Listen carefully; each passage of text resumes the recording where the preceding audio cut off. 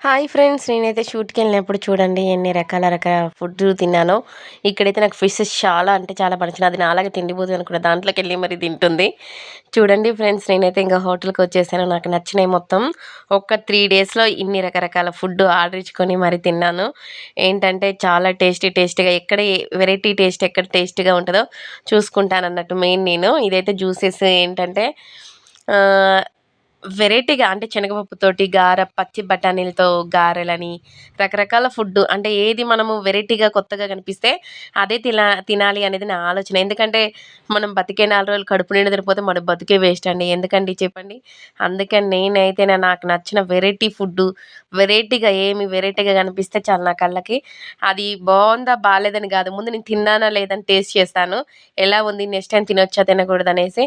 ఇంగ చూడండి 3 డేస్‌లో 3 రకాల ఐటెమ్సు మామూలుగా తినలేదనుకోండి. అంత మంచిగా తిన్నాను. నాకైతే చాలా బాగా నచ్చింది టేస్టు. స్పైసీగా అయితే నార్మల్‌గా ఉన్నా గానీ కొంచెం ఫుడ్డయితే పర్వాలేదు. బెటర్‌గానే ఉంది. చాలా టేస్టీ అనిపిచ్చింది నాకైతే. ఎందుకంటే మన లైఫ్‌లో మనం కొత్తగా వెరైటీస్ తినాలండి. ఇది తినలేదు, అది తినలేదని ఎప్పుడూ లైఫ్‌లో బాధపడొద్దు. ఏం కొత్తగా వెరైటీగా చేస్తున్నారు చూసుకొని మరి తినాలి. ఎందుకంటే ఎప్పుడు మనం తినే బిర్యానీలు ఇవన్నీ మామూలు ఫుడ్ కాబట్టి నేను వెరైటీగా తింటాను. ఏ కర్రీస్ అయినా ఏదైనా. నాకైతే ఎక్కడైనా టేస్ట్ చేయడం అంటే చాలా ఇష్టం. కడుపు నిండా తింటాను బరాబర్‌గా. డైటింగ్ కూడా చేస్తాను. ఎందుకంటే మనం బతికే 4 రోజులు కడుపు నిండా తినాలి, హ్యాపీగా ఉండాలి, సంతోషంగా ఉండాలి. అదే నా లైఫ్.